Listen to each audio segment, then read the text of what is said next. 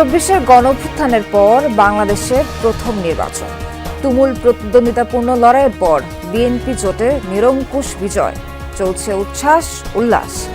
এখনো কয়েকটি আসনে চলছে ভোট গণনা, ঘোষিত হচ্ছে চূড়ান্ত ফলাফল। বাংলাদেশ দেখল পরাজয়ের পরও প্রতিপক্ষকে অভিবাদন ও শুভেচ্ছা জানানোর বিরল দৃশ্য। এসবই ত্রয়োদশ জাতীয় সংসদ নির্বাচনের সৌন্দর্য। সবকিছুই তুলে ধরা হচ্ছে যমুনা টেলিভিশনের বিশেষ আয়োজন বাংলাদেশ ইলেকশনে। আপনাদের সঙ্গে আছি আমি নাবিলা সোহার। শুরুতেই জানাবো শিরোনাম।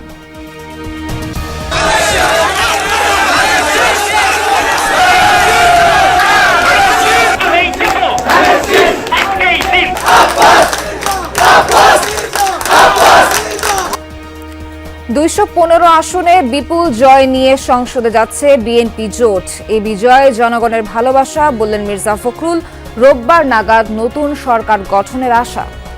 যাবতীয় উদ্দেশ্য, ম্যানিফেস্টো, তার যে ঘোষণাপত্র সেটাই থাকবে। বলেই দিয়েছে ওরা যে 15 তারিখের মধ্যেই তারা হতে হবে। এবারের নির্বাচনটা একদম সুষ্ঠু নিরপেক্ষ হয়েছে।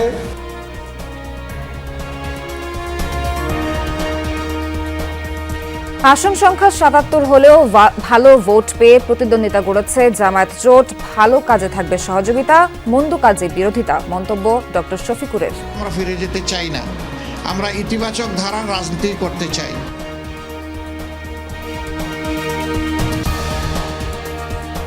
বিএনপির বিপুল বিজয়ে যুক্তরাষ্ট্র, চীন, ভারত, পাকিস্তান সহ বিভিন্ন দেশের অভিনন্দন। অভিন্ন উন্নয়ন এগিয়ে নিতে একসঙ্গে কাজ করার কথা বললেন নরেন্দ্র মোদী।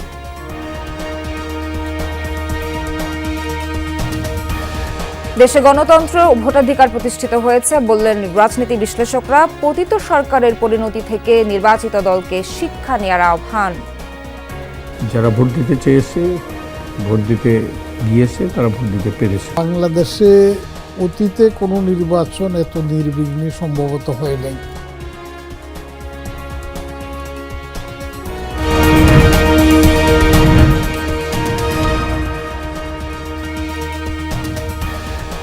দর্শক, এতক্ষণ শুনছিলেন শিরোনাম, এবারে জানাবো বিস্তারিত খবর। ত্রয়োদশ জাতীয় সংসদ নির্বাচনে 2/3 আসন পেয়ে সরকার গঠন করতে যাচ্ছে বিএনপি। এবারে নির্বাচনের মধ্য দিয়ে প্রায় 2 যুগ পর সরকার গঠন করছে দলটি। 299টি আসনে অনুষ্ঠিত এই নির্বাচনে 213 আসন পেয়েছে বিএনপি জোটভুক্ত প্রার্থীরা। সংখ্যাগরিষ্ঠ আসনে জয়ের মধ্য দিয়ে বিএনপির চেয়ারম্যান তারেক রহমান দেশের পরবর্তী প্রধানমন্ত্রী হতে যাচ্ছেন। তারেক রহমান ঢাকা 17 ও বগুড়া 6 দুটি আসনেই জয় পেয়েছেন। এছাড়াও দলটির মহাসচিব মির্জা ফখরুল ইসলাম আলমগীর, বেশিরভাগ শীর্ষ নেতাই বিজয়ী হয়েছেন দেশের বিভিন্ন আসন থেকে। এখন পর্যন্ত বেসরকারিভাবে পাওয়া 297টি আসনের ফলাফলে বিএনপি ও জোটভুক্ত মিত্র দল পেয়েছে 213টি আসন, আর জামায়াত সহ 11 দলীয় ঐক্য পেয়েছে 77টি আসন। ইসলামী আন্দোলন সহ অন্যান্য আসনে 7 জন নির্বাচিত হয়েছেন। সব মিলিয়ে 2/3 আসনে বিজয়ী বিএনপি। দলটির এমন বিজয়ে রাতভর ছিল বিএনপির নেতাকর্মীদের উচ্ছ্বাস উল্লাস। নিরঙ্কুশ বিজয়ে প্রাণবন্ত দলটির নেতাকর্মীরা।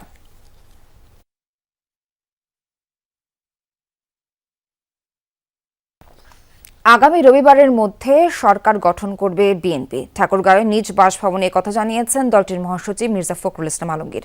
দলের নিরঙ্কুশ বিজয় জনগণের ভালোবাসা বলেও জানান ঠাকুরগাঁও 1 আসনের নবনির্বাচিত এই সংসদ সদস্য। মির্জা ফখরুল বলেন, বিএনপি জনগণের দল। ফ্যাসিস্ট শক্তির কারণে উগ্রবাদের উত্থান হয়েছে, এ কারণেই রাজনৈতিক দলগুলোর উপর নিপীড়ন চালানো হয়েছিল দাবি করেন বিএনপি মহাসচিব। তবে সেই জায়গা থেকে জামায়াত ভালো করেছে বলে মনে করেন তিনি। জুলাই সনদে যা যা সই করেছে বিএনপি, ধীরে ধীরে সব বাস্তবায়ন করা হবে উল্লেখ করেন মির্জা ফখরুল।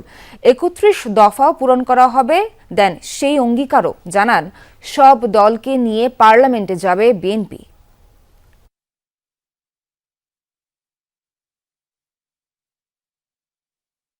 এটা বিএনপির সরকার। আপনার বিএনপির যাবতীয় উদ্দেশ্য, ম্যানিফেস্টো, তার যে ঘোষণাপত্র সেটাই থাকবে। ভাই তো বলেই দিয়েছে ওরা যে 15 তারিখের মধ্যেই তারা হতে হবে। আজকে যেটুকু উত্থান হয়েছে জামাত ইসলামের, that is because of Awami League, তাদের যে দমন পীড়নমূলক যে শাসন এবং বিরোধী দলকে ফাংশন করতে না দেওয়া। কোনো আসন বা কেন্দ্রে বিএনপি ফলাফলে প্রভাবিত করেনি। জনগণের ভোটে বিপুল সংখ্যক আসনে জয়ী হয়েছে দলটি। সকালে নিজ বাসভবনে এসব কথা বলেন কুমিল্লা 1 আসনে নির্বাচনে জয়ী বিএনপি প্রার্থী ডক্টর খন্দকার মোশাররফ হোসেন। বিরোধী দল 11 দলীয় জোটকে স্বাগত জানিয়ে বিএনপির এই নেতা বলেন, সংসদে শক্তিশালী বিরোধী দলের প্রয়োজন আছে। তাদেরকে সাথে নিয়ে আগামীর বাংলাদেশ গড়ার কথাও জানান তিনি।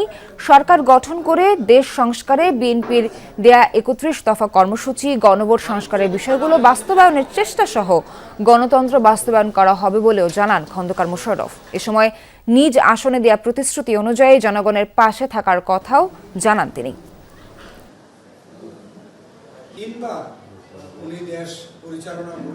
যে এবারের নির্বাচনটা একদম সুষ্ঠু নিরপেক্ষ হয়েছে, কোনো কেউ সিল মেরেছে এটার কিন্তু কোনো রিপোর্ট কোনো পত্রপত্রিকা মিডিয়া দিতে পারেনি। একটি গণতান্ত্রিক দেশে বিরোধী দল, শক্তিশালী বিরোধী দল প্রয়োজন, এবং সেই বিরোধী দল যদি ভালোভাবে কাজ করতে পারে তাইলে সেটা দেশে একটি গণতান্ত্রিক যে ব্যবস্থা সেটা বাস্তবায়ন হবে। 2/3 বেশি আসন পেয়ে জয়ী হয়েছে বিএনপি, এমন তথ্য পাওয়া গেছে। সামনের নির্বাচনে আরও ভালো ফলাফল করার প্রত্যাশা ব্যক্ত করেছেন বিএনপির স্থায়ী কমিটির সদস্য নজরুল ইসলাম খান। সকালে আগারগাঁওয়ে নির্বাচন ভবনে সাংবাদিকদের কথা বলেন তিনি। বলেন, বিএনপির রাষ্ট্র পরিচালনার বিষয়টি মোটামুটি নিশ্চিত হওয়া গেছে। আগের নির্বাচনগুলোতে অনেক বেশি প্রাণহানি, অনাকাঙ্ক্ষিত ঘটনা ঘটলেও এবার সেসব হয়নি উল্লেখ করে নির্বাচনী প্রক্রিয়ায় সন্তোষ প্রকাশ করেন নজরুল ইসলাম খান। বলেন, ভোট না দিতে দিতে জনগণের ভোট না দেওয়ার অভ্যাস তৈরি হয়ে গিয়েছিল। ভবিষ্যতে মানুষকে আরও নির্বাচনমুখী করতে পারবে বিএনপি, সে প্রত্যাশাও ছিল তার কণ্ঠে।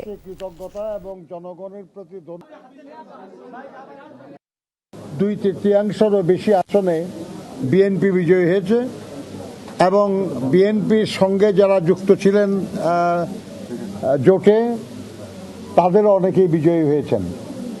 কাজে আমরা মনে করি যে এর মাধ্যমে জনগণ আগামী 5 বছর বাংলাদেশের জনগণের কল্যাণের দায়িত্ব তারা বিএনপি এবং বিএনপির নেতা জনাব তারেক রহমানের উপর অর্পণ করেছেন। আলহামদুলিল্লাহ।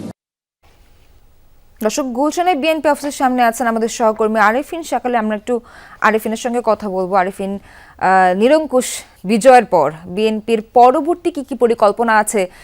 মির্জা ফখরুল তো সরকার গঠনের ব্যাপারে কিছুটা ইঙ্গিত দিয়েছেন, এই ব্যাপারে নেতারা কি বলছেন, কি তথ্য আছে জানাবেন আমাদের। সোহান, আসলে সেই অর্থে বিএনপি নেতাকর্মীরা বিএনপির পক্ষ থেকে এখন পর্যন্ত মন্ত্রিসভা, সেই সঙ্গে শপথ, এসব বিষয় নিয়ে আনুষ্ঠানিকভাবে কথা বলেননি। তবে টেলিফোনে আমাদের সঙ্গে কয়েকজন কথা হয়েছে। তারা বলছেন যে তারেক রহমানের উপরেই আসলে মন্ত্রিসভার আকার কেমন হবে, কারা দায়িত্ব পাবেন, কারা আসবেন, সেই বিষয়ে তিনি সিদ্ধান্ত নেবেন দলের স্থায়ী কমিটির সদস্যদের সঙ্গে আলোচনা করে। কিছুক্ষণ আগে জুমার নামাজ শেষ করে তারেক রহমান তার যে কার্যালয় অর্থাৎ গুলশানে, সেই কার্যালয়ে এসে হাজির হয়েছেন, পৌঁছেছেন। এখন এখানে দলের সিনিয়র নেতৃবৃন্দের সঙ্গে বলা হচ্ছে অনানুষ্ঠানিকভাবে দলের স্থায়ী কমিটির কয়েকজন সদস্যের সঙ্গে তিনি আলাপ করতে পারেন, আলোচনা করতে পারেন। তবে কি আলোচনা করতে পারেন সেই বিষয়ে ধারণা করা হচ্ছে বা ধারণা করছি যে তিনি মন্ত্রিসভা নিয়ে মূলত আলোচনা করবেন। এবং বিএনপির পক্ষ থেকে বিএনপি মহাসচিব যেটি বলছিলেন যে রোববারের মধ্যে যে গ্যাজেট নোটিফিকেশন এবং সরকার গঠনের যে আনুষ্ঠানিকতা, সেই আনুষ্ঠানিকতা করার দাবি জানিয়েছেন তিনি। তবে সরকারের কিছু নিয়ম নীতি রয়েছে, ফলে আগের নির্বাচন কমিশন থেকে সেগুলো গেজেট নোটিফিকেশন হতে হবে। তারপর সরকারের তরফ থেকে কারা সংসদ সদস্যদেরকে শপথ পাঠ করাবেন সেটি নিয়ে এক ধরনের দোটানা রয়েছে। কারণ যেহেতু স্পিকার নেই, স্পিকার অনুপস্থিতিতে সেটি সিএসি করবেন নাকি রাষ্ট্রপতি মনোনীত ব্যক্তি শপথ পাঠ করাবেন, সেটি যেমন একটি সিদ্ধান্ত আসার বাকি রয়েছে। এরপর শপথ বাক্য পরপরই কিন্তু মন্ত্রিসভার বিষয় নিয়ে আলোচনা হবে এবং সেই প্রক্রিয়ায় মূলত বিএনপি চলছে। অর্থাৎ আগে হোমওয়ার্ক করে নেওয়া হচ্ছে কাদেরকে মন্ত্রিসভায় তারেক রহমান জায়গা দিবেন। তারেক রহমান প্রথমবারের মতো তিনি প্রধানমন্ত্রী হয়েছেন এবং তিনিও বয়স একেবারেই রাষ্ট্র পরিচালনার দায়িত্বে নতুন, এবং ফলে তিনি চেষ্টা করবেন, আমরা যত জানতে পেরেছি, অভিজ্ঞদের প্রাধান্য দিতে। অর্থাৎ আগে যারা মন্ত্রী ছিলেন, আগে যারা প্রতিমন্ত্রী ছিলেন তাদেরকে প্রাধান্য দেওয়ার চেষ্টা করা হবে এবং এছাড়া এক ঝাঁক নতুন নেতৃত্বকে নিয়ে আসা হবে। এর বাইরে বিএনপি জোটের যেসব প্রার্থীরা জয়ী হয়েছেন, বিশেষ করে নুরুল হক নূর, ববি হাজ্জাজ, সেই সঙ্গে আন্দালিব রহমান পার্থ, তাদেরকেও মন্ত্রিসভায় দেখা যেতে পারে, সেরকম একটা আভাস রয়েছে। কারণ বিএনপি দীর্ঘদিন ধরে বলছেন যে তার সাথে যারা নির্বাচন করবেন বা নির্বাচন করছেন তাদেরকে তিনি মন্ত্রিসভায় জায়গা দিবেন। সেক্ষেত্রে যারা নির্বাচিত হতে পারেননি জোটের শরিকরা, তাদের বিষয়ে কি সিদ্ধান্ত আসে সেটির জন্য হয়তো অপেক্ষা করতে হবে। তবে বাইরে আমরা যত জানতে পারছি বিএনপির যারা স্থায়ী কমিটির সদস্য রয়েছেন তারা সবাই মন্ত্রিসভায় জায়গা পাচ্ছেন এবং বিএনপি যুগ্ম মহাসচিব, বিএনপি সিনিয়র নেতৃবৃন্দ সবাইকেই মন্ত্রিসভায় জায়গা দেওয়ার এক ধরনের সিদ্ধান্ত এর মধ্যে রয়েছে। সেগুলো নিয়ে এখন কাটাছেঁড়া চলছে। সব মিলিয়ে হয়তো 2-3 দিন অপেক্ষা করতে হবে বিএনপি তারেক রহমানের মন্ত্রিসভায় কারা জায়গা পাচ্ছেন, কি পরিকল্পনা তারা অগ্রসর হচ্ছে। নাবিলা। আরিফিন, আপনাকে অনেক ধন্যবাদ। জাতীয় নির্বাচনে নিরঙ্কুশ জয় পাওয়ায় দেশবাসীকে শুভেচ্ছা জানিয়েছে বিএনপি। বিজয় উপলক্ষে নেতাকর্মীদের আনন্দ মিছিল বা সভা না করার নির্দেশনা দিয়েছে দলটি। ভূমিধস বিজয় এবং সাবেক প্রধানমন্ত্রী খালেদা জিয়ার বিদেহী আত্মার মাগফিরাত কামনায় বাদ জুমা বিশেষ দোয়ার আয়োজন করা হয়েছে। দলটির পক্ষ থেকে জানানো হয়, দেশের সব মসজিদে জুম্মার নামাজ শেষে এই দোয়া হবে। এছাড়া একই সময়ে মন্দির, গির্জা ও প্যাগোডা সহ অন্যান্য উপাসনালয়েও প্রার্থনার অনুরোধ করা হয়েছে। রাজধানীর নৌবাহিনীর হেডকোয়ার্টার মসজিদে জুম্মার নামাজ আদায় করেছেন বিএনপি চেয়ারম্যান তারেক রহমান। জুম্মার নামাজ শেষে জাতীয় নির্বাচনে নিরঙ্কুশ জয় পাওয়া এবং সাবেক প্রধানমন্ত্রী খালেদা জিয়ার বিদেহী আত্মার মাগফিরাত কামনায় বিশেষ দোয়ায় অংশ নেন তিনি। এছাড়াও জাতীয় মসজিদ, বায়তুল মোকাররম সহ দেশের সব মসজিদে জুম্মার নামাজ শেষে এ ব্যাপারে বিশেষ দোয়া করা হয়েছে। একই সময়ে মন্দির, গির্জা ও প্যাগোডা সহ অন্যান্য উপাসনালয়েও প্রার্থনার অনুরোধ করা হয়েছে বিএনপির পক্ষ থেকে।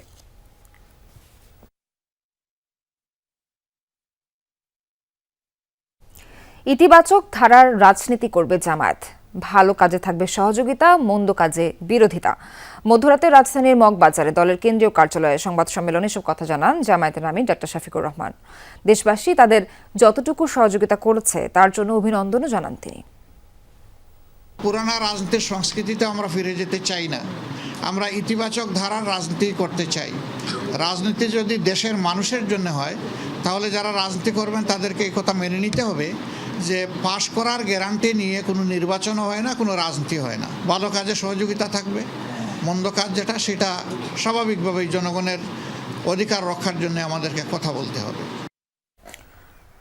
ঢাকা 15 আসনে জয় পেয়েছেন জামায়াতের ইসলামের আমির ডক্টর শফিকুর রহমান। মগবাজার এলাকাতেই জুম্মার নামাজের পর তিনি বক্তব্য রাখার কথা। সেখানে আছেন আমাদের সহকর্মী শামীম রেজা। একটু শামীমের সঙ্গে আমরা কথা বলে জেনে নেব সবশেষ তথ্য। শামীম, কখন নাগাদ বক্তব্য রাখবেন জামায়াতের আমির, আর নির্বাচনী ফলাফলের ব্যাপারে দলটির প্রতিক্রিয়া কেমন জানতে পারলেন জানাবেন।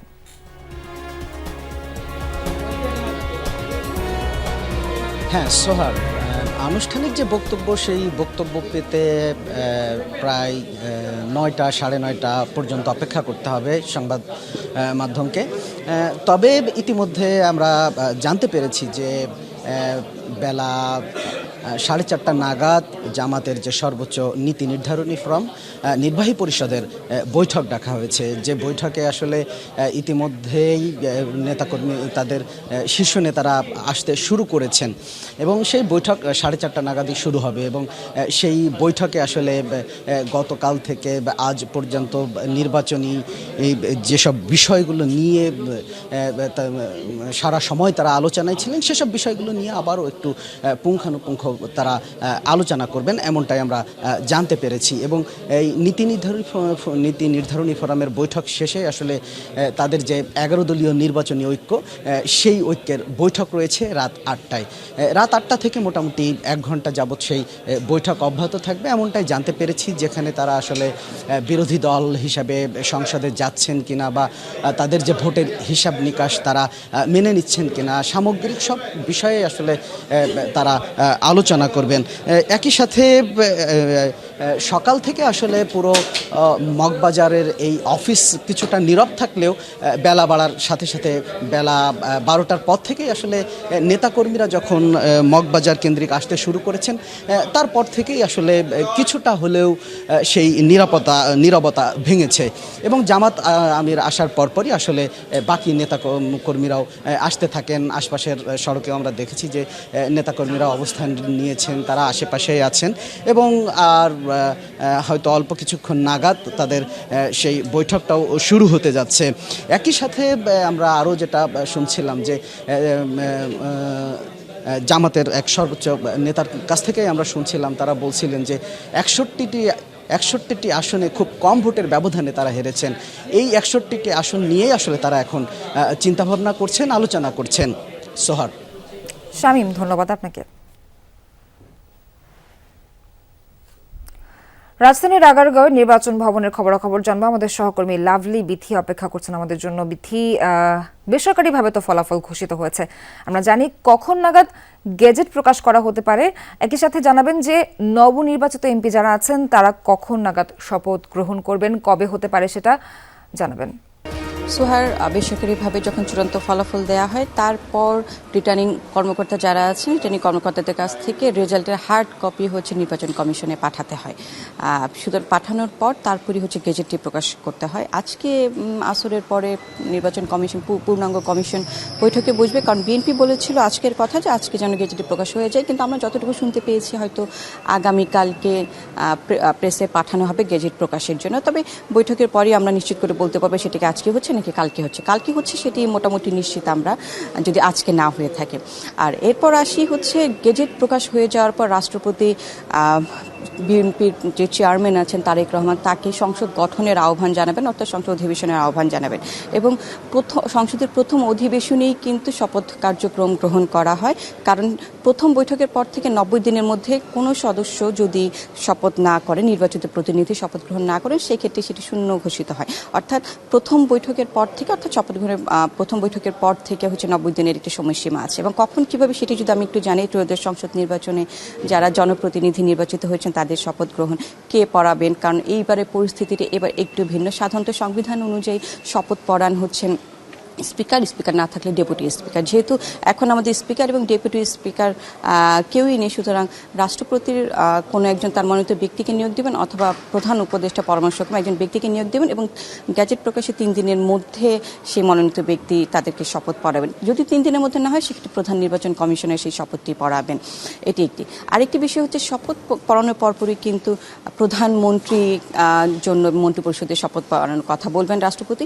এখানে একটি বিষয় আছে, জুলাই সনদে যেহেতু দলীয় প্রধান অর্থাৎ প্রধানমন্ত্রী হতে পারবেন না, একই ব্যক্তি দলীয় প্রধান এবং প্রধানমন্ত্রী হতে পারবেন না, সেখানে এখন একটু দেখার বিষয় যে বিএনপি যেহেতু সংখ্যাগরিষ্ঠ আসন পেয়েছেন, সেক্ষেত্রে প্রধানমন্ত্রী কে হতে যাচ্ছেন এটিও কিন্তু একটি দেখার বিষয়। সব মিলিয়ে বলা যায় যে যেহেতু এবারের অন্তর্বর্তী সরকার খুব দ্রুত সময়ের মধ্যেই ক্ষমতা হস্তান্তর করতে চায়, সুতরাং রোজা যেহেতু 19 তারিখ 17-18 এর মধ্যে হয়তো শপথ গ্রহণ অনুষ্ঠিত হতে পারে। সোহাগ। বিথি, আপনাকে ধন্যবাদ। ত্রয়োদশ সংসদ নির্বাচনে বিএনপির বিজয়ে অভিনন্দন জানিয়েছেন বিশ্ব নেতারা। সফল নির্বাচন আয়োজনের জন্য বাংলাদেশের জনগণের প্রতি সাধুবাদ জানিয়েছে যুক্তরাষ্ট্র। ঐতিহাসিক জয়ের জন্য শুভেচ্ছা জানিয়েছে বিএনপি এবং তারেক রহমানকে। প্রতিবেশী ভারত, পাকিস্তান, চীনও জানিয়েছে অভিনন্দন। বাংলাদেশের নতুন সরকারের সাথে একযোগে কাজ করার প্রত্যাশা জানান দেশগুলোর নেতারা। রাত পেরিয়ে নির্বাচনের ফলাফল নিশ্চিতের পরই অভিনন্দন বার্তা পোস্ট করা হয়েছে ঢাকাস্থ মার্কিন দূতাবাসের ফেসবুক পেজে। ঐতিহাসিক বিজয়ের জন্য বিএনপি এবং তারেক রহমানকে শুভেচ্ছা জানিয়েছে ওয়াশিংটন। পোস্টে বলা হয়, দুই দেশের সমৃদ্ধি ও নিরাপত্তার অভিন্ন লক্ষ্য বাস্তবায়নে বাংলাদেশের সাথে কাজ করতে আগ্রহী যুক্তরাষ্ট্র। ফেসবুক পোস্টে ভারতের প্রধানমন্ত্রী নরেন্দ্র মোদী বলেছেন, নির্বাচনের ফলাফল তারেক রহমানের প্রতি বাংলাদেশের জনগণের আস্থার প্রতিফলন। একটি গণতান্ত্রিক, প্রগতিশীল ও অন্তর্ভুক্তিমূলক বাংলাদেশের পক্ষে ভারত তার সমর্থন অব্যাহত রাখবে বলেও জানান। দুই দেশের বহুমাত্রিক সম্পর্ক জোরদার এবং অভিন্ন উন্নয়নের লক্ষ্যগুলো এগিয়ে নিতে তারেক রহমানের সঙ্গে একযোগে কাজ করার প্রত্যাশা জানান মোদী। বাংলাদেশের নতুন নেতৃত্বের সাথে নিবিড়ভাবে কাজ করার প্রত্যাশা জানান পাকিস্তানের প্রধানমন্ত্রী শেহবাজ শরীফ। আশাবাদ জানান দুই দেশের ঐতিহাসিক ভ্রাতৃত্বপূর্ণ দ্বিপাক্ষিক সম্পর্ক আরও জোরদারের। দক্ষিণ এশিয়ায় শান্তি, স্থিতিশীলতা ও উন্নয়নের লক্ষ্যমাত্রা অর্জনে একসাথে কাজের কথাও বলেন শেহবাজ। বাংলাদেশ চীন সম্পর্কের নতুন অধ্যায় রচনার বিষয়ে আশাবাদ জানিয়েছে বেইজিং। প্রত্যাশা জানিয়েছে বাংলাদেশের নতুন সরকারের সঙ্গে একসাথে কাজ করার। Dorothy Tasrin, Jamuna news. সুষ্ঠু নির্বাচন আয়োজনে শতভাগ চেষ্টা ছিল নির্বাচন কমিশনের। কেবল দায়িত্ব পরিচালনা নয়, এই কর্মযজ্ঞকে পবিত্র আমানত হিসেবে নিয়েছিল ইসি। আনুষ্ঠানিক ফল ঘোষণা শেষে এমন মন্তব্য করেছেন নির্বাচন কমিশনার আবুল ফজল মাহমুদ সানাউল্লাহ। শুক্রবার সকাল 11:15টার দিকে শেষ হয় আনুষ্ঠানিক ফল ঘোষণা। স্থগিত আসনগুলো বাদে সব আসনের ফল ঘোষণা করা হয়। দেশবাসীর প্রতি কৃতজ্ঞতা জানান সানাউল্লাহ। বলেন, জাতি হিসেবে চূড়ান্ত বিজয়ী হয়েছি আমরা। বাংলাদেশের গণতন্ত্র আর কখনো যেন বিচ্যুত না হয় সে আশাবাদ ব্যক্ত করেন ইসি সানাউল্লাহ। জাতি হিসেবে আমাদের মান, সম্মান, ভাবমূর্তি বিশ্ববাজারে নির্বাচন কমিশনের পক্ষ থেকে আমরা শুধু এটাকে নেহায়েত একটা নির্বাচন অনুষ্ঠানের দায়িত্ব হিসেবে নেই নাই, এটা আমাদের একটা পবিত্র আমানত হিসেবে আমরা গ্রহণ করেছিলাম। আমাদের চেষ্টা শতকরা 100% ছিল। কোনো অত্যুক্তি হয়ে থাকলে সেই অত্যুক্তি নিতান্তই আমাদের, আর কোনো কিছু প্রাপ্তি থাকলে আপনারা যারা কাজ করেছেন আপনাদের। কেমন হলো ত্রয়োদশ জাতীয় নির্বাচনের ভোট? বিশ্লেষকরা বলছেন, ভোটারদের ভোট দেওয়ার অধিকার প্রতিষ্ঠা হয়েছে এবারের নির্বাচনের মধ্য দিয়ে। পতিত সরকারের কর্মকাণ্ড থেকে শিক্ষা নিয়ে সামনের নির্বাচিত দল শিক্ষা নেবে, এমন আশাবাদ ব্যক্ত করেন তারা। এই নির্বাচনটা যতটুকু এ পর্যন্ত আমরা দেখেছি, শুনেছি, যারা ভোট দিতে চেয়েছে, ভোট দিতে গিয়েছে, তারা ভোট দিতে পেরেছে এবং একই সাথে কোনো ভয়াবহ অঘটন ঘটেনি। মোটামুটি শান্তিপূর্ণভাবেই এটা সম্পন্ন হয়েছে। কিছু কিছু ঘটনা ঘটেছে যেটা এমন ঘটনা নয় যেটা নির্বাচনকে ভণ্ডুল করে দিতে পারত, এবং এই জন্য অনেকেরই কৃতিত্ব পাওয়ার কথা। তবে সবচেয়ে বড় কৃতিত্ব পাওয়ার কথা বোধ হয়, সবচেয়ে কৃতিত্ব দেওয়া উচিত আমাদের যারা রক্ত দিয়েছে, প্রাণ দিয়েছে, যারা এই সুযোগ সৃষ্টি করে দিয়েছে। জনগণের আস্থাটার প্রতিফলন ঘটেছে, কারণ নির্বাচনটা সুষ্ঠু হয়েছে এবং বাংলাদেশে অতীতে কোনো নির্বাচন এত নির্বিঘ্নে সম্ভবত হয় নাই। কিছু মারামারি হয়েছে, ক্যাজুয়ালিটি হয়েছে, কিন্তু এটা একেবারেই সুন্দরভাবে হয়েছে। ভোট দুইভাবে পর্যবেক্ষণ করেছে, একটা হচ্ছে নিজে ভোট দিতে গিয়ে, আর একটা হচ্ছে টিভির পর্দায়, টেলিভিশনে, কিছুটা সোশ্যাল মিডিয়ায় আমরা দেখেছি। তো আমি যেহেতু ঢাকা শহরে ভোট দেখেছি, তো এখানে তো টার্ন আউট কম এবং কোনো ভিড় হয় নাই। এটা যথেষ্ট শান্ত, ভিতরে এবং বাহিরে যথেষ্ট শান্ত পরিবেশ, কোনো অস্থিরতা ছিল না এবং নারী পুরুষ কারো মধ্যেই কোনো ধরনের ভয়, কোনো শঙ্কা ছিল না। এটা যথেষ্ট ভালো দিক। এই ভোটের জন্য যে ইলেকশনটা আমরা দেখতে পাচ্ছি, এটার জন্য অনেক বেশি মাত্রায় আমাদেরকে খরচ করতে হয়েছে। যেমন প্রাণ বলেন, পরিবার বলেন, দেশের হিস্ট্রি বলেন, আমাদের এগিয়ে যাওয়া বলেন, অনেক কিছু স্যাক্রিফাইসের পরে আসলে এই ভোট। আমি বলবো স্যাক্রিফাইসের মাত্রা আর ভোটের মাত্রাটা এক না, কারণ মানে যেটা অর্জন করেছি সেটার মাত্রাটা এক না। আমরা আরও বেশি অর্জন করতে পারতাম, ন্যূনতম এতটুকু নিয়ে আমাদের এখন সন্তুষ্ট থাকতে হচ্ছে। বিগত 3টি ইলেকশনে দেশের মানুষ কিন্তু কোনোভাবেই ভোট দিতে পারেনি, ফলে সেই সময়ের যে নির্বাচন সংক্রান্ত মানুষের ধারণা ছিল সেটাই হচ্ছে বেমালুম গায়েব করে দেওয়া হয়েছিল, যে নির্বাচন কীরকম হতে পারে বা সাধারণ মানুষের অংশগ্রহণ, নাগরিক যে তার অধিকারটাকে প্রয়োগ করবে সেটা কিভাবে করবে। জুলাই পরবর্তী সময়ে অন্তত সেটা তো ফিরে এসেছে। অন্তত ইলেকশন যে সম্ভব, ইলেকশন হবে, ইলেকশনের উপরে অর্থাৎ জনসাধারণের ম্যান্ডেটের উপরে নির্ভর করতে হবে, এই ব্যাপারটাতেও যদি আমরা সংস্কৃতি ফেরাতে পারি তাহলেও হচ্ছে বাংলাদেশ ধীরে ধীরে ঘুরে দাঁড়াবে। নীলফামারীর সৈয়দপুরে যেতে চাই, সেখানে আমাদের সহকর্মী আলমগীর স্বপন অপেক্ষা করছেন। স্বপন, ভোটের ফলাফল নিয়ে সাধারণ মানুষের সেখানকার প্রতিক্রিয়া কেমন দেখছেন? ভোট পরবর্তী পরিস্থিতি সেখানে কেমন, সেটাও জানাবেন। সোহাগ, রংপুর বিভাগের যে 33টি আসন, এই 33টি আসনের মধ্যে 18টি কিন্তু জামাত জিতেছে। যদি নীলফামারী জেলার কথা বলি, এখানে নীলফামারী জেলার যে 4টি আসন, এই 4টি আসনেই জামাত এখানে জিতেছে। তো আমার সাথে জামাতের যে নীলফামারী 4 আসনের বিজয়ী হয়েছেন আব্দুল মুন্তাকিম, হাফেজ আব্দুল মুন্তাকিম, তার সাথে আমরা সরাসরি কথা বলি। তো সরকার তো গঠন করছে আপনার বিএনপি, তো আপনি জামাত থেকে বিজয়ী হয়েছেন, তো আপনার কি আহ্বান থাকবে সরকার? বিসমিল্লাহির রহমানির রহিম। গতকালের বিজয়ের জন্য আল্লাহ তাআলার শুকরিয়া আদায় করছি, আলহামদুলিল্লাহ। এই বিজয় জনগণের, এই বিজয় সকলের, এই বিজয় বিশেষ করে 24শে জুলাই বিপ্লবের চেতনার বিজয়। জুলাই শহীদ মহাবীর আবু সাইদ, সৈয়দপুরের শহীদ সাজ্জাদ সহ সকল শহীদদের প্রতি শ্রদ্ধা জানাই। 71-এর রণাঙ্গনের বীর মুক্তিযোদ্ধা শহীদ তাদের প্রতি শ্রদ্ধা জানিয়ে বলতে চাই যে এই জনগণের বিজয়, জনগণের যে প্রত্যাশা, সেই প্রত্যাশাকে আমরা ধারণ করি, সেটি বাস্তবায়নের জন্যই তারা আমাদেরকে যে দায়িত্ব দিয়েছেন, আমরা সবাই মিলে সেটি এগিয়ে নেওয়ার চেষ্টা করব। এক্ষেত্রে সরকার একটি বড় অংশ, সেই বড় অংশের সাথে আমরা সর্বাত্মক সহযোগিতা করব। সরকারকে সাথে নিয়েই আমরা সব কাজ করব। যেখানে কোনো অসহযোগিতা পাবো সেটি মিডিয়ার মাধ্যমে জনগণকে আমরা বোঝাতে চেষ্টা করব। সৈয়দপুর বা নীলফামারী অঞ্চল তো অবহেলিত, সেক্ষেত্রে আপনার সরকারের প্রতি কী দাবি থাকে? সরকারের প্রতি দাবি আমাদের একটাই, আমাদের বিমানবন্দরটি আন্তর্জাতিক মানে উন্নীতকরণ এবং এখান থেকে কার্গো সার্ভিস চালুর মাধ্যমে বিশেষ করে শিল্প পণ্য রপ্তানির ক্ষেত্রে একটা নতুন সুযোগ তৈরি করার জন্য আমরা আহ্বান জানাব।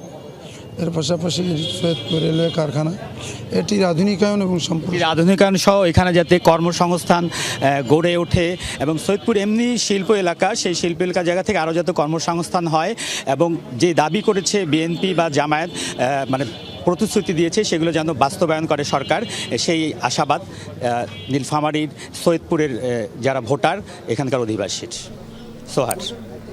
স্বপন, আপনাকে ধন্যবাদ। বরিশাল ৬-এর বিএনপির বিজয়ী প্রার্থী আবুল হোসেন খান সমবেদনা জানাতে গেছেন পরাজিত জামায়াত প্রার্থী মাহমুদুন নবীকে। সেখানে আছেন আমাদের সহকর্মী তাজনুর ইসলাম। একটু আমরা তাজনুরের কাছে যেতে চাই। তাজনুর, কি বলছেন বিজয়ী প্রার্থীরা, আর সেখানে এখন কি পরিস্থিতি, ভোটার সমর্থকরা কি বলছেন, জানাবেন সবশেষ। একটা খুব চমকপ্রদ ঘটনা। সাধারণত আমরা যেমনটি দেখি আসলে যে যিনি বিজয়ী হন তাকে শুভেচ্ছা জানাতে যাওয়া হয়, কিন্তু এই দফায় ঘটেছে ঠিক তার বিপরীত এবং ব্যতিক্রম একটি ঘটনা। সেই ঘটনাতেই আমরা সরাসরি সাক্ষী হচ্ছে। বরিশাল ৬ আসনে সেই ঘটনাটি ঘটছে ঠিক আমার পাশেই, যেখানে এই মুহূর্তে বিএনপির বিজয়ী প্রার্থী অর্থাৎ ধানের শীষ প্রতীক নিয়ে যিনি এই আসন থেকে গতকালকের নির্বাচনে যিনি জয়ী হয়েছেন আবুল হোসেন খান, তিনি এসেছেন স্থানীয় যিনি জামাতের প্রার্থী ছিলেন বরিশাল ৬ বাকেরগঞ্জ আসনে মাওলানা মাহমুদুন নবী তালুকদার, তার সঙ্গে সাক্ষাৎ করতে, এক ধরনের শুভেচ্ছা বিনিময় করতে, এবং তারা বেশ পাশাপাশি এই মুহূর্তে অবস্থান করছেন। এই মুহূর্তে কথা বলছেন যদিও মাহমুদুন নবী তালুকদার, তিনি সার্বিক পরিস্থিতি নিয়ে বলছেন এই যে রাজনৈতিক সহাবস্থান, একই সঙ্গে একটা চমৎকার উদাহরণ তৈরি করা বিশেষ করে বাকেরগঞ্জ এলাকায়, এবং যে কথাটি তাদের বক্তব্যের মাধ্যমে আসছে সেটি হচ্ছে একটা সহাবস্থানের রাজনীতি, একটা নতুন রকমের একটা কালচার কিংবা এক ধরনের সংস্কৃতি তৈরি করা যে দরকার, সেই প্রয়োজনীয়তার কথা সেটি বিজয়ী প্রার্থী যেমন বলছিলেন, ঠিক তেমনিভাবে যিনি জামাতের প্রার্থী, যিনি গতকালকের নির্বাচনে যিনি পরাজিত হয়েছেন, সেই কথাগুলোই তারা আসলে পরস্পর আলোচনা করছেন, পরস্পর তারা বলছেন।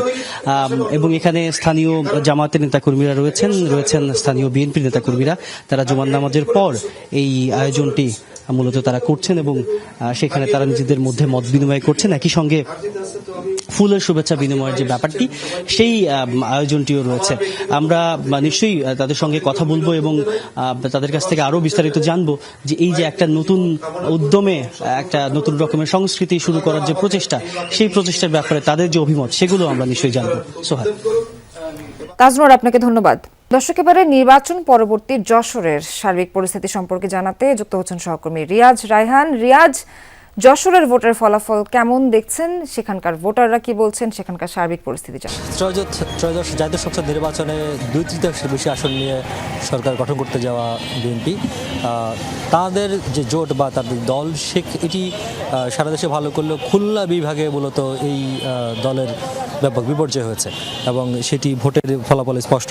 কারণ আমরা যদি দেখি যে এখানে বেশ কিছু হেভিওয়েট প্রার্থী ছিলেন বিএনপির, তারা পাশ করতে পারেননি। সেখানে যদি আমরা বলি যশোরে 6টি আসনের মধ্যে 5টিতেই জামাত প্রার্থীরা জিতেছেন এবং শুধুমাত্র যশোর সদর যেটি রয়েছে সেই সদর আসনের বিএনপির সময়ের খুব প্রভাবশালী নেতা তরিকুল ইসলামের ছেলে বিএনপির বিভাগীয় সাংগঠনিক সম্পাদক অনিন্দ্য ইসলাম জয়লাভ করেছেন। পাশাপাশি মেহেরপুর, চুয়াডাঙ্গা এবং সাতক্ষীরা, এই 3টি জেলার যে 8টি আসন, সেই 8টি আসনের মধ্যে 8টিতে জামাত জিতেছে। পাশাপাশি খুলনা সদরের বিএনপির প্রভাবশালী প্রার্থী ছিলেন নজরুল ইসলাম মঞ্জু, তিনি পরাজিত হয়েছেন জামাত প্রার্থীর কাছে। পাশাপাশি আমরা যদি দেখি যে কুষ্টিয়া 4টি আসনের মধ্যে 1টি আসন শুধুমাত্র বিএনপি পেয়েছে, 3টিতে জামাত জিতেছে। ঝিনাইদহের কথা যদি আমরা বলি, সেক্ষেত্রে ঝিনাইদহেও 4টি আসনের মধ্যে 2টিতে জামাত জিতেছে, 1টিতে স্বতন্ত্র এবং 1টিতে বিএনপি জিতেছে। নড়াইলে 2টি আসনের মধ্যে 1টি আসনে জামাত জয়লাভ করেছে।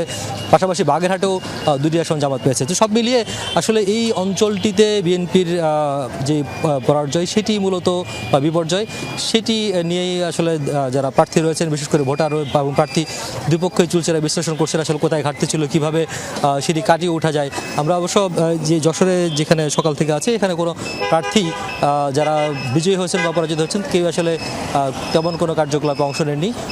তারা বাসাতেই অবস্থান করছেন এবং হয়তো যারা বিজয়ী হয়েছেন তারা তাদের নেতাকর্মীদের সঙ্গে শুভেচ্ছা বিনিময় করছেন, পাশাপাশি যারা পরাজিত হয়েছেন তারা তাদের পরাজয় হিসাব নিকাশগুলো করছেন। তো সব মিলিয়ে আসলে ভবিষ্যতে বিএনপি সরকার যখন দেশ পরিচালনা করা শুরু করবে তখন কিভাবে এই অঞ্চলে তাদের যে অবস্থান সেটি আবার ফিরিয়ে আনা যায়, অথবা এই অঞ্চলের উন্নয়নে কিভাবে কাজ করা যায়। যেহেতু অধিকাংশ আসনে তারা পরাজিত হয়েছেন, সুতরাং যারা জয়ী হয়েছেন তাদের সঙ্গে মিলে কিভাবে একসাথে এই অঞ্চলটিকে আরও সমৃদ্ধশালী করা যায় সেটি নিয়েই ইতিমধ্যে চিন্তাভাবনা করছেন এই অঞ্চলের সাধারণ মানুষ, ভোটার এবং যারা প্রার্থী জয়ী এবং পরাজিত সবাই। একেবারেই সবশেষ আপডেট জানাচ্ছিলেন রিয়াজ রায়হান, ধন্যবাদ আপনাকে। রাজধানীর আগারগাঁও নির্বাচন ভবনে ব্রিফ করছেন নির্বাচন কমিশন সচিব আক্তার আহমেদ। আমরা সরাসরি যাচ্ছি সেখানে। পেয়েছে একটি, বাংলাদেশ জাতীয় পার্টি বিজেপি পেয়েছে একটি, গণসংহতি আন্দোলন পেয়েছে একটি, খেলাফত মজলিস পেয়েছে একটি, আর 7টা স্বতন্ত্র প্রার্থী আসন পেয়েছেন, বা 7টা আসনে স্বতন্ত্র প্রার্থী আমাদের কাছে ভোটের হিসাবে এগিয়ে আছেন অন্যদের থেকে। আমি আপনাদেরকে এখন আমরা আপনাদের একটা স্বাভাবিক কৌতূহল হবে যে আমরা কত তাড়াতাড়ি গ্রেজুয়েটটা পাবলিশ করব। এই প্রশ্নটা এটা আমরা আপনারা জানেন পদ্ধতিগতভাবে যে আমাদের রিটার্নিং অফিসারদের কাছ থেকে ফাইনাল রেজাল্ট শিটটা আমাদের এখানে আসছে, আসার পরে আমরা এটাকে আবার আমাদের যে বার্তা শিট যেটা চেয়েছি সেটার সাথে ম্যাচ করে তার করব। এখনো পর্যন্ত এই শিটটা পাওয়া যায়নি রিটার্নিং অফিসারদের কাছ থেকে। ওনারা হার্ড কপিতে পাঠাবেন বাই স্পেশাল মেসেঞ্জার। এটা আমার বিশ্বাস আজকে সন্ধ্যা নাগাদ থেকে পাওয়া শুরু হবে। কাজে আমরা যত তাড়াতাড়ি পারবো আমরা তত তাড়াতাড়ি এই রেজাল্টগুলোকে গেজেটের ব্যবস্থা করব। এটা শেষটা না পাওয়া পর্যন্ত হবে না। আর আমি আচ্ছা, শেষটা এখন যদি কালকের মধ্যে হয় কালকে, যদি আমাদের দেরি করার তো কোনো যৌক্তিক কারণ নেই। আমরা দেরি করে তো বরং সবাইকে আমাদের কোনো দরকারই নেই, আমরা তো তাড়াতাড়ি করতে চাচ্ছি।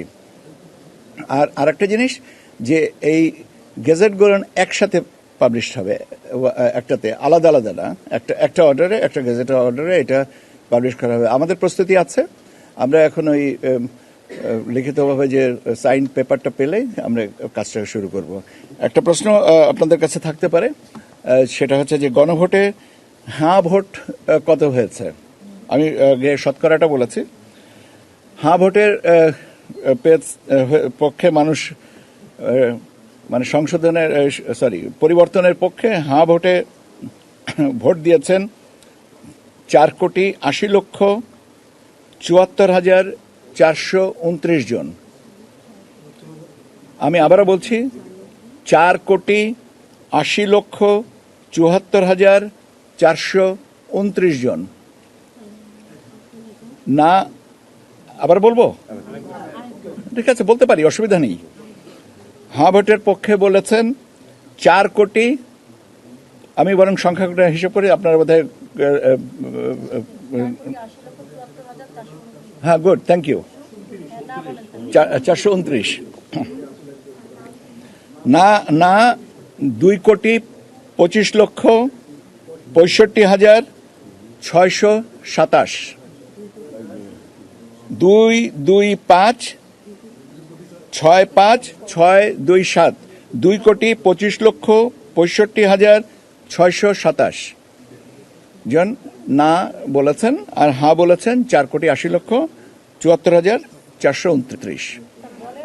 আমরা এখন এই তথ্যটা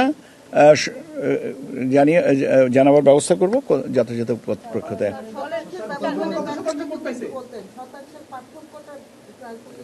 শতাংশের পার্থক্যটা হচ্ছে, আমি বলেছি যে চিটাগংয়ের 2টা আসনে আপনার যে ভোটের যেটা, সেটাকে আমরা পার্সেন্টেজে হিসাব করি নাই, কিন্তু গণভোটের উপরে যেহেতু নিষেধাজ্ঞা নাই, মাননীয় আদালতের কোনো নির্দেশনা নাই, সেজন্য গণভোটে তাদের পার্সেন্টেজটা ইনক্লুড করা আছে। এটা থেকে এটা এটা একটু একটু ভাবা, একটু আপনার কষ্ট করে নিয়েন।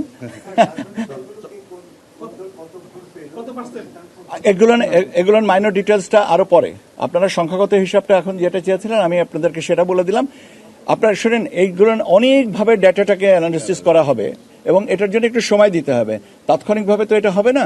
তবে আপনাদের সেজন্য বলছি যে এই ডেটাগুলো পাবেন, আমরা তো এই জিনিসগুলোকে কম্পাইল করব। আমাদের বললাম তো যে আপনার রিটার্নিং অফিসারের কাছ থেকে যে আপনার যে ফাইনাল অ্যাপ্রুভাল যে শিটটা আসবে সেটার সাথে আমাদের এই বার্তা শিটের আবার মিলিয়ে দেখতে হবে যে সব ঠিক আছে কিনা। কারণ একটা জিনিস বুঝতে হবে যে দায়িত্ব পালনের ক্ষেত্রে সবচেয়ে সচেতনতা এবং গুরুত্বটা সবচেয়ে ভালো। তড়িঘড়ি করে কোনো কিছু জিনিস না বলাটা, বিশেষ করে এই সমস্ত জিনিস দায়িত্ব নিয়েই কথা বলতে হবে। কাজেই আমরা যেটা করব সেটা হচ্ছে, আমরা যখনই যে কোনো স্ট্যাটিস্টিক্স আপনাদের সাথে এই নির্বাচন সম্পর্কে বলবো, আমরাও তো দিতে চাই স্ট্যাটিস্টিক্স, কেননা এটা নিয়ে চর্চা হোক। আমরাও তো চাই যে আপনারাও জানেন, আপনারাও ব্যাখ্যা করেন, যাতে আমরা ভবিষ্যতে ভালো থেকে আরো ভালো করতে পারি। আমি আপনাকে বলে এটা শোনেন, আমার আজকের আলোচনাটা গতকালকের ভোট কেন্দ্রিক।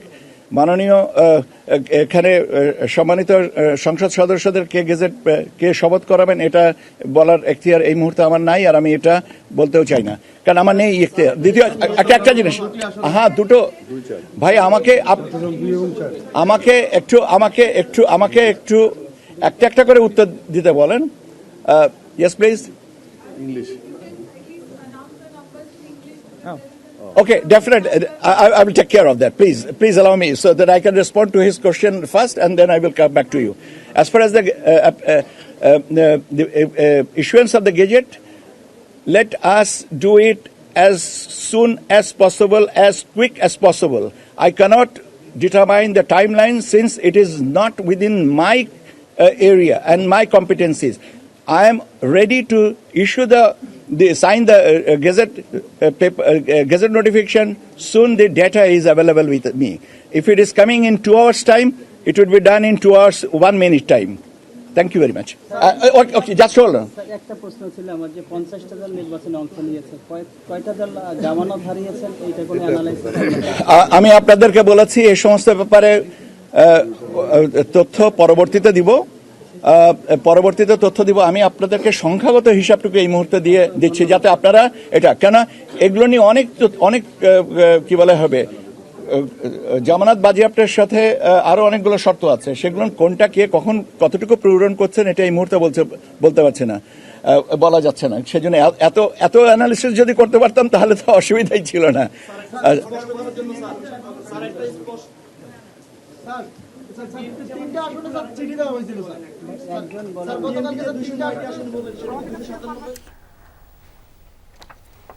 দর্শক, ব্রিফ করছিলেন নির্বাচন কমিশন সচিব আক্তার আহমেদ। আমরা সরাসরি ছিলাম সেখানে। দর্শক, সেই সাথেই বাংলাদেশ ইলেকশনের এই ঘন্টা থেকে বিদায় নিচ্ছি আমি, নাবিলা সোহার। কোথাও যাবেন না, আমাদের সঙ্গেই থাকবেন।